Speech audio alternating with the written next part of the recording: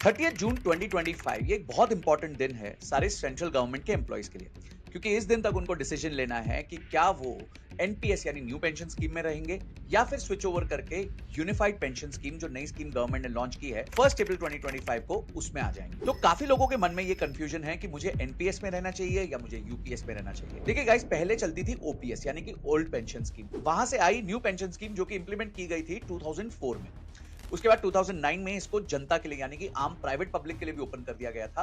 पहले ये सिर्फ गवर्नमेंट एम्प्लॉयज के लिए थी और अब लॉन्च की गई है यूपीएस 1 अप्रैल 2025। और यूनिफाइड पेंशन स्कीम जो है वो सिर्फ सेंट्रल गवर्नमेंट के लिए अवेलेबल है, सेंट्रल गवर्नमेंट के एम्प्लॉयज के लिए अवेलेबल है। पर मजेदार बात यह है कि करीबन 27 लाख सेंट्रल गवर्नमेंट एम्प्लॉयज हैं और अभी तक करीबन 10,000 लोगों ने ही ऑप्ट इन किया है यूपीएस को।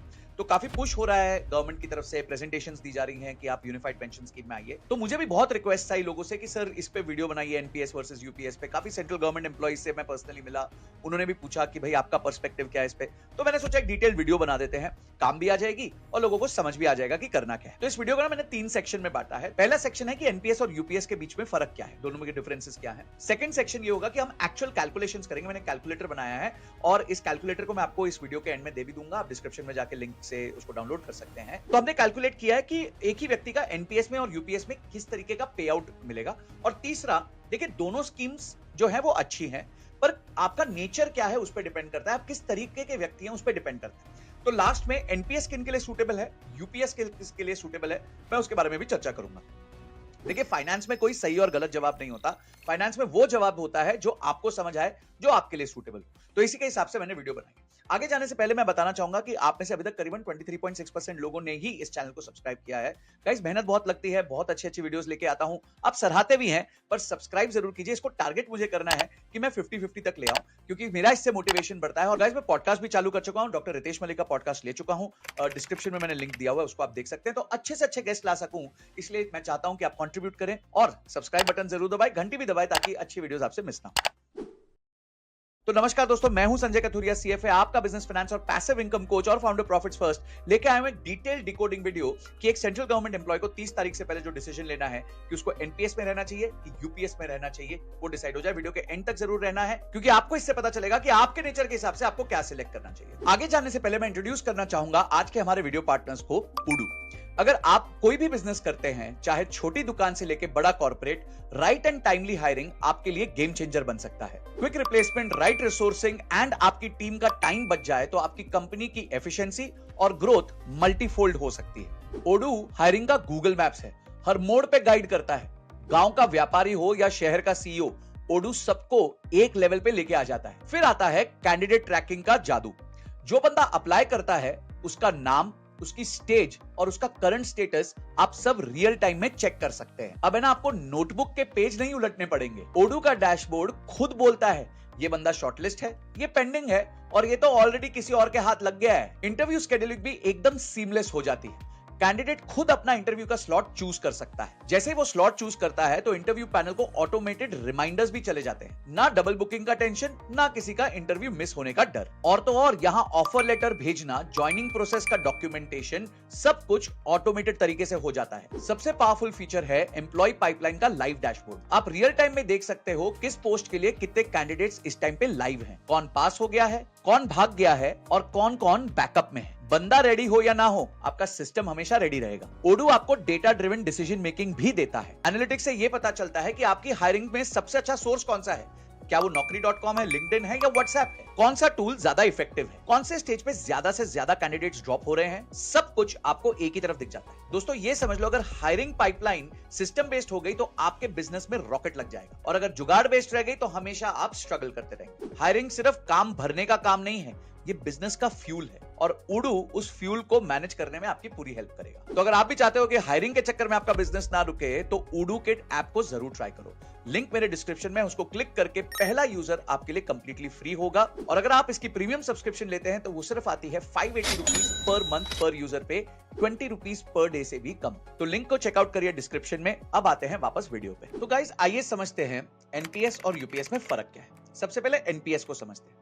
नेशनल पेंशन स्कीम में आप अपनी तरफ से एज एन एम्प्लॉय 10% तक का अपनी बेसिक और डीए का कंट्रीब्यूशन कर सकते हैं। जो भी गवर्नमेंट एम्प्लॉयज है उनको पता है कि उनको मिलता है एक बेसिक और एक डियरनेस अलाउंस। डियरनेस अलाउंस को महंगाई भत्ता भी कहते हैं, जो साल दर साल महंगाई के हिसाब से एडजस्ट होता रहता है।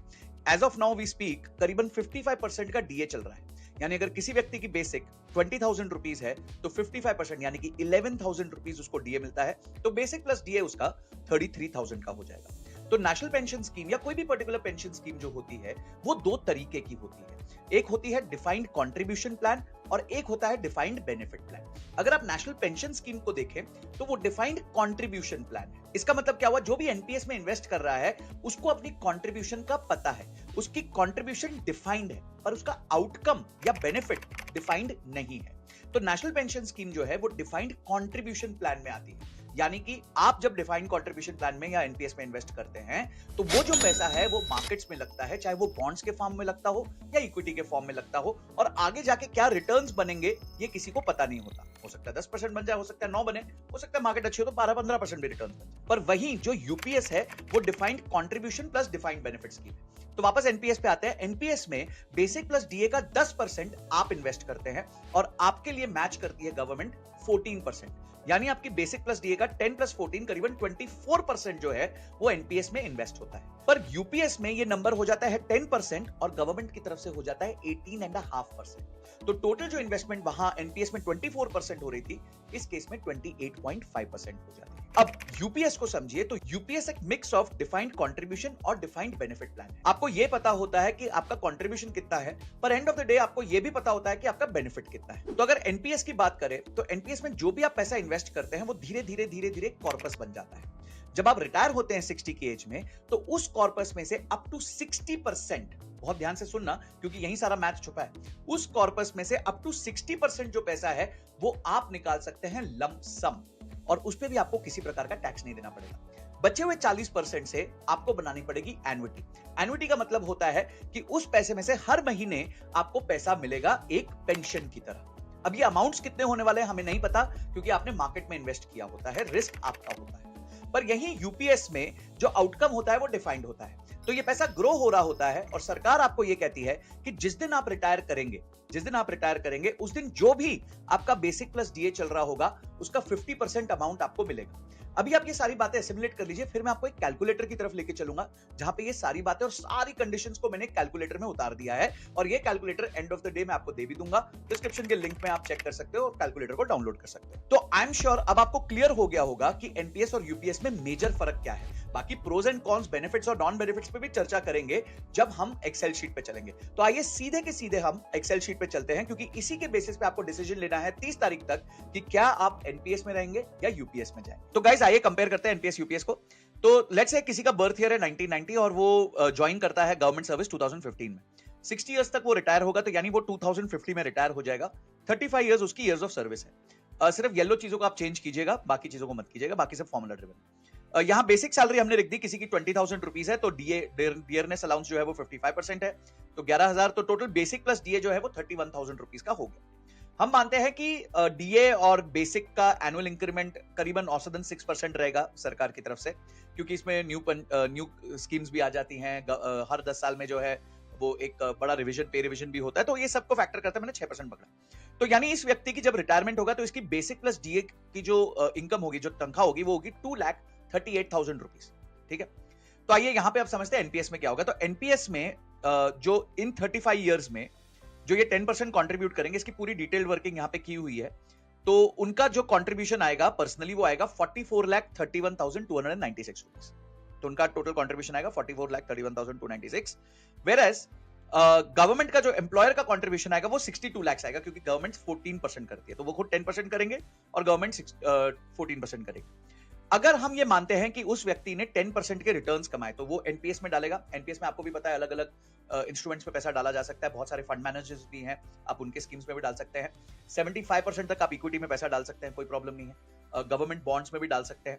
तो अगर आप उसका टोटल 10% देखेंगे तो ये माना जा रहा है कि आपका जो एनपीएस अमाउंट रिटायरमेंट पे होगा वो होगा करीबन 5,14,63,000 रुपीज। ठीक है, तो अब हम ये मानते हैं, हम इसको 60% कर देते हैं। अब हम ये मानते हैं कि अप टू 60% हम लमसम विड्रॉ कर सकते हैं बिना किसी टैक्स के। ये बहुत इंपॉर्टेंट बात। तो यानी अगर 5,14,00,000 का आपका कॉर्पस हुआ जब आप रिटायर हुए, तो अगर 60% उसमें से निकाला तो 3,08,00,000 रुपीज आप विड्रॉ कर पाएंगे। जो एन्युटी अमाउंट बचा, जो 40% बचा, वो होगा 2 करोड़ 5 लाख रुपीस। अब देखिए, जब आप एफडी निकालेंगे तो या तो आप बहुत समझदारी से उसको रीइन्वेस्ट करेंगे, पर अगर आप बिल्कुल समझदारी से रीइन्वेस्ट नहीं करते तो एक प्योर प्ले एफडी में तो डाल ही सकते हैं। तो एफडी का ब्याज मैंने 6% पकड़ा है कि इस 3 करोड़ 8 लाख पे आप 6% साल का कमा पाओगे, और वहां जो एन्युटी अमाउंट है उस पे मैंने 7% मान लिया है, क्योंकि उसमें कुछ पोर्शन इक्विटी में भी इन्वेस्टेड होता है। तो आइए अब देखते हैं आपकी मंथली पेंशन पे आउट कितनी होगी बेस्ड ऑन एनपीएस। तो जो एफडी का इंटरेस्ट होगा वो एफडी का ही इंटरेस्ट 1,54,000 रुपीज पर मंथ होगा। एफडी का ही इंटरेस्ट 1,54,000 होगा, और जो एन्युटी का इंटरेस्ट होगा वो होगा 1,20,082 रुपीज। ठीक है, तो यानी टोटल आपको जो पेंशन मिलेगी वो मिलेगी 2,74,474 रुपीज। ठीक है, तो अभी यहां तक समझते हैं, प्रोज एंड कॉन्स पे मैं बाद में आता हूं। ठीक है, आई होप ये कैलकुलेशन समझ आ गई, तो कमेंट सेक्शन में बता देना अंडरस्टूड एनपीएस, मैं समझ जाऊंगा, आप एनपीएस समझिए। अब यूपीएस में क्या है? यूपीएस में हमने बताया कि एम्प्लॉय का कंट्रीब्यूशन 10% है, तो वही 44,31,296, पर एम्प्लॉयर का कंट्रीब्यूशन बढ़ के 18.5% हो जाएगा, तो वो हो जाता है करीबन 82 लाख रुपीस। पर जो यूपीएस है उसमें आपको जो लमसम मिलता है ना, वो बड़ा अजीबोगरीब सा कैलकुलेशन। वो कैलकुलेशन ऐसा है कि अगर आपने 10 साल से ज्यादा की सर्विस की है, तो पहली बात तो यह है कि अगर आपने 10 साल से कम की सर्विस की है तो आपको यूपीएस के अंडर कुछ भी नहीं मिलेगा, कुछ भी नहीं मिलेगा। ये बहुत बड़ी चीज है। ठीक है, और ये वन ऑफ द कॉन्स भी है कि 10 साल की सर्विस में आपको कुछ भी नहीं मिलेगा। पर अगर आपने 10 साल से ऊपर की सर्विस की है तो जो आपका रिटायरमेंट पे आपका बेसिक प्लस डी है उसका 10वां हिस्सा, तो इसमें अगर हम देखें तो इसका 10वां हिस्सा कितना है? 23,826। तो यहां पे मैं आपके सामने एक बार फॉर्मूला भी रन कर देता हूं। तो 23,000 इसको हम क्या करेंगे, बेसिक और डीए का 10th हिस्सा, तो ये हो गया 23,826। और जो ड्यूरेशन है, ठीक है, ड्यूरेशन को डबल कर देंगे, क्योंकि हर 6 महीने को वो एक ड्यूरेशन मानते हैं। आपने कितने 35 इयर्स किए, तो 35 इयर्स का 2 टाइम्स कितना होता है? 70। तो अगर आप इन दोनों नंबर्स को मल्टीप्लाई कर देंगे तो जो आपको आंसर आएगा वो आएगा 16,67,881 रुपीज, जो यहां पे आपके सामने लिखा हुआ है।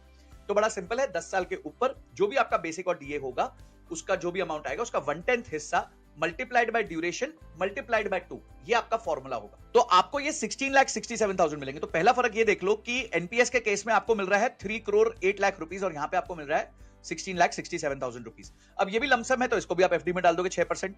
तो आपने क्या किया, यहां पे एफडी पे 6% पे डाल दिया, तो आपको महीने का 8,339 का इंटरेस्ट मिल गया। अब यूपीएस क्या कहता है, जो भी रिटायरमेंट के टाइम का बेसिक प्लस डीए था उसका आधा आपको जिंदगी भर मिलेगा। ठीक है, तो वो अमाउंट कितना आ रहा है? वो आ रहा है 1,19,134 रुपीज, यानी इस केस में आपकी टोटल जो पेंशन आएगी वो आएगी 1,27,474 रुपीज। तो एक तरफ यहां पे आपकी पेंशन आ रही है 2,74,000 रुपीज, और एक तरफ यहां पे आपकी पेंशन आ रही है 1,27,000 रुपीज। अब हम खेलना चालू करेंगे, यानी कि कुछ अजम्पशंस में चेंजेस करेंगे। ठीक है, कुछ अजम्पशंस में चेंजेस करेंगे, तो आइए वो चेक करते हैं। तो सबसे पहले चेक करते हैं, हमने यहां पे काफी अच्छी सैलरी से स्टार्ट किया। समझते हैं कि वो सैलरी अगर स्टार्ट हुई है सिर्फ 12,000 के बेसिक से, तो क्या होगा? तो इन दैट केस अगर हम देखें तो भी हम देखते हैं कि जो एनपीएस के अंदर है 1,64,000 का अमाउंट हो रहा है, और यूपीएस के अंदर 76,000 का अमाउंट। कोई बहुत सीनियर लेवल पे ज्वाइन करता है और वो समझिए 30-40,000 के बेसिक पे ज्वाइन करता है, एक अजम्पशन ले लेता है। तो इन दैट केस क्या होगा, आप देखेंगे कि एनपीएस में फिर भी ज्यादा है और यूपीएस में कम। अच्छा गाइस, तीसरा सिमुलेशन ये है कि अगर 10% रिटर्न्स की जगह हम सिर्फ 8% रिटर्न्स बना पाए, इन दैट केस ऑल्सो यहां पे आप देखेंगे कि अच्छा खासा हमारे को पेंशन बन गया। अब वापस उसी व्यक्ति के लिए आते हैं जिसने 12,000 रुपए की बेसिक से स्टार्ट किया था। तो इन दैट केस ऑल्सो अभी भी अगर कम रिटर्न्स भी हम अज्यूम करें, फिर भी हमारा एनपीएस जो है वो हमें बेटर रिटर्न्स दे रहा है। तो गाइस, अभी तक तो यही दिख रहा है कि एनपीएस जो है वो यूपीएस से बेटर चल रहा है। पर आइए समझते हैं दोनों के बीच का फर्क क्या है। सबसे पहली चीज जो एनपीएस के बेटर पॉइंट्स है, सबसे पहली चीज ये है कि एनपीएस जो है वो मार्केट लिंक्ड है। ठीक है, एनपीएस जो है वो मार्केट लिंक्ड है। तो इसमें क्या होगा कि जो भी मार्केट्स के हिसाब से रिटर्न्स बनेंगे वो आपको बनेंगे, और आपको भी पता है कि लंबी अवधि में, क्योंकि आप 35 इयर्स के लिए अपना पैसा ब्लॉक कर रहे हैं। ठीक है, तो इन दैट केस आपको अच्छा रिटर्न्स बनने की संभावना होती है। तो पहली चीज तो ये हो गई। अब दूसरी चीज, एक चीज और ध्यान रखिए कि अगर बाय चांस 15-20 साल बाद आपको मन करता है, या 10 साल के अंदर अंदर ही आपको मन करता है कि नहीं यार मैं ना प्राइवेट जॉब में स्विच कर जाता हूं, तो आप एनपीएस को एज इट इज उठा के प्राइवेट जॉब पे लेके जा सकते हो। आपका कॉर्पस खत्म नहीं होगा, उसकी वैल्यू जीरो नहीं होगी। तो सेकंड चीज तो आपके लिए ये होगी। थर्ड चीज, इवन न्यू टैक्स रिजीम में एनपीएस के लिए टैक्स बेनिफिट अवेलेबल है। तो ये एक एनपीएस ही है जिसकी टैक्स बेनिफिट आपको अवेलेबल है। ठीक है, अगर वो आप बेसिक का 10% और 14% करते हैं तो वो टैक्स अवेलेबल, टैक्स का बेनिफिट आपको अवेलेबल। तो ये एक बहुत बड़ा फायदा है। फोर्थ, तो एनपीएस में जब आप इन्वेस्ट करते हैं तो बहुत सारे फंड स्कीम्स होती हैं तो उसमें से सिर्फ 25% ही आपको गवर्नमेंट बॉन्ड्स में डाल के रखना है, अप टू 75% आप इक्विटी में डाल सकते हैं। अगर आप रिस्क अवर्स है तो 75 की जगह 60 भी कर सकते हैं, 50 भी कर सकते हैं, पर अप टू 75% आप इसमें कर सकते हैं। अच्छा, एक जो बहुत बड़ा फायदा है इसमें वो है कि आपको लंपसम पैसा जो है वो 60% एक साथ मिल जाता है जैसे ही आप रिटायर हो। ये मेरे हिसाब से एक बहुत बड़ा फायदा है, क्योंकि इस पैसे को अगर आप एफडी भी कर देते हो तो एक बहुत अच्छा इंटरेस्ट आ जाए। और अगला जो एक बहुत बड़ी चीज है वो ये है कि जो एन्युटी अमाउंट, जैसे इस केस में वो एन्युटी अमाउंट अभी जो दिखेंगे वो 81 लाख रुपीस दिख रहा है। तो ये एन्युटी अमाउंट आपके रिटायरमेंट के बाद हर महीने आपको एन्युटी देगा। और अगर आप एक स्कीम चेक करते हैं जिसमें रिटर्न हो जाएगा, तो आपके बच्चों को आपके जाने के बाद ये पूरा 81 लाख रुपीस रिटर्न भी हो जाएगा। तो यानी आपके जाने के बाद आपके बच्चों के पास वो एफडी का पड़ा हुआ अमाउंट भी रहेगा और ये पैसा भी वापस उनको मिल जाए। तो ये पावर है एनपीएस की, कि एनपीएस का जो पैसा है ना वो आपका है, वो कहीं जा रहा नहीं है, वो आपका है।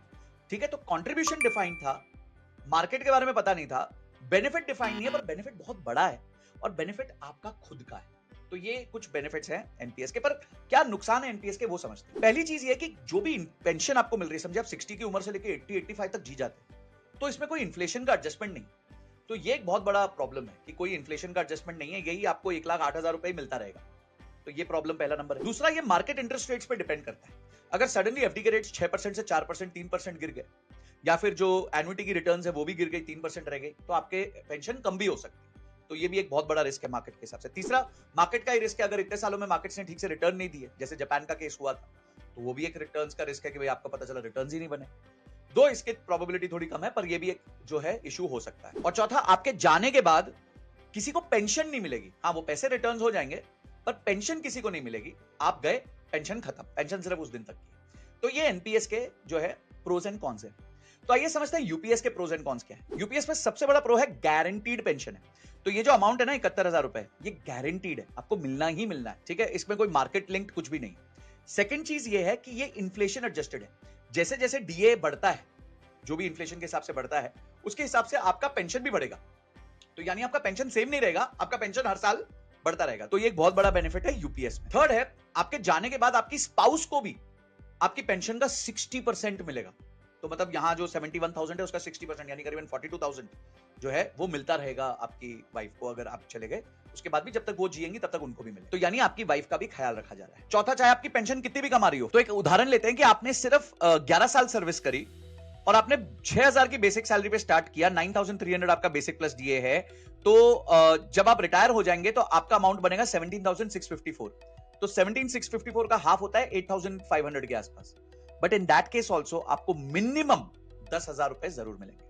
तो यानी यूपीएस में आपकी पेंशन कितनी भी बन रही हो, आपको 10,000 रुपए तो पक्का मिलेंगे ही मिलेंगे। तो ये एक मिनिमम गारंटी भी है, डिफाइंड बेनिफिट भी है और मिनिमम गारंटी भी है। अब आते हैं यूपीएस के नुकसान क्या है। सबसे पहला नुकसान है टैक्स बेनिफिट्स जो है वो क्लियर नहीं है। तो एनपीएस में तो टैक्स बेनिफिट्स हमें बिल्कुल क्लियर है, पर यूपीएस में भी टैक्स बेनिफिट्स क्लियर नहीं है। सेकंड इशू ये है कि समझिए 8-10 साल के अंदर अंदर आपने तय कर लिया मैं प्राइवेट सेक्टर जॉब करने वाला हूं, चला जाऊंगा, कोई अच्छा ऑफर मिल गया, तो ये पेंशन गई, खत्म, ये पैसा जितना लगा था वो जीरो हो गया। तो गवर्नमेंट ने जो पैसा आपके बिहाफ पे डाला था, आपने जो पैसा डाला था, वो सब मिट्टी हो जाए। तीसरा, इसमें जो मैक्सिमम इक्विटी का एक्सपोजर है, जैसे एनपीएस में 75% है, इसके केस में सिर्फ 50% है। तो ये एक बहुत बड़ा कॉन है हमारे यूपीएस के इन्वेस्टमेंट में। अगला प्रॉब्लम है लमसम बड़ा कम मिल रहा है, बहुत कम लमसम है, हमारे को पैसे ही नहीं बन रहे इसमें। ठीक है, तो ये गाइस फर्क है यूपीएस और एनपीएस के बीच में। अगर आप यहां देखें, एनपीएस में यहां 3,440 रुपए बन रहे हैं। अब जो हमने लेटेस्ट एक सिचुएशन पकड़ी उसके हिसाब से सिर्फ 3,440 बन रहे हैं, बट यहां वही जो है वो डिफाइंड बेनिफिट के होने के कारण यहाँ पे एटलीस्ट आपको 10,000 रुपए तो मिलने ही मिलने हैं, बाकी जो आप इंटरेस्ट में कमा सके वो आपका बेनिफिट है। तो एनपीएस और यूपीएस के बीच में मैं एक्जैक्टली फर्क बता चुका हूं आपको अच्छा लगा तो लाइक जरूर कर देना।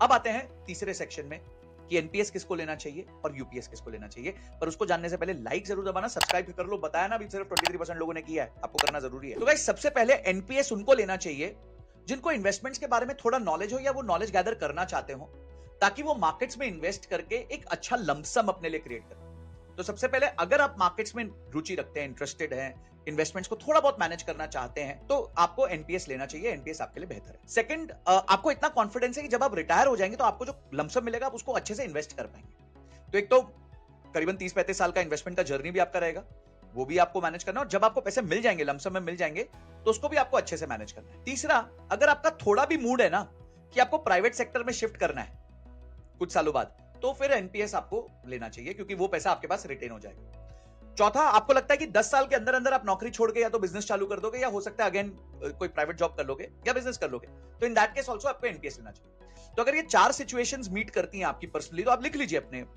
जो चारों सिचुएशंस। अगर ये 4 सिचुएशंस मीट करती है ना, तो आप एनपीएस पे जाइए। तो अब यूपीएस पे किसको जाना चाहिए? देखिए, ऐसा नहीं है यूपीएस खराब है। सिर्फ किसी चीज में कम पैसे मिल रहे हैं इसका मतलब ये नहीं वो चीज खराब हो जाती है।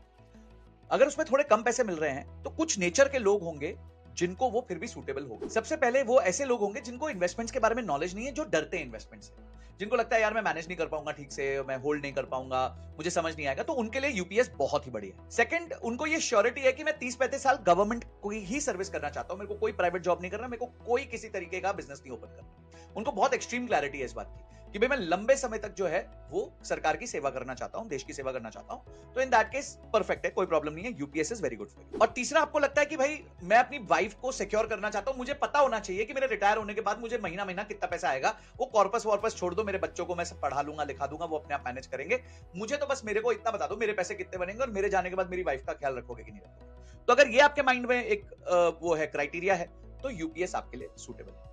तो गाइस, मुझे नहीं लगता कि इस तरीके से इतना आराम से स्लोली हल्लू हल्लू धीरे धीरे किसी ने यूपीएस वर्सेस एनपीएस आपको एक्सप्लेन किया होगा। तो आपको ये एक्सप्लेनेशन कैसा लगा मुझे कमेंट सेक्शन में जरूर बताना। आप पर्सनली जो है इस वीडियो को अपने उन दोस्तों को भेजिए, खासकर उन दोस्तों को भेजिए जो अभी इस पे डायलेमा में है कि उनको यूपीएस करना है कि एनपीएस में इन्वेस्ट करना है, ताकि उनको क्लैरिटी मिल जाए। और हाँ, यही एनपीएस यूपीएस कैलकुलेटर का लिंक मैंने डिस्क्रिप्शन में दे दिया है, तो आप उसको डाउनलोड कर सकते हैं वहां से। और जाने से पहले फिर से एक बार कहूंगा, उडू को जरूर चेकआउट कर लीजिएगा, क्योंकि वो आपकी लाइफ में बिजनेस की प्रॉब्लम्स को बहुत इजीली मैनेज करके आपकी लाइफ को स्मूथ कर सकता है। लिंक डिस्क्रिप्शन में है, वहां से आप उडू को साइन अप कर सकते हैं। और किन टॉपिक्स पे वीडियो बनाऊं ये मेरे को जरूर बताना कमेंट सेक्शन में। अगली वीडियो तक जय हिंद जय भारत।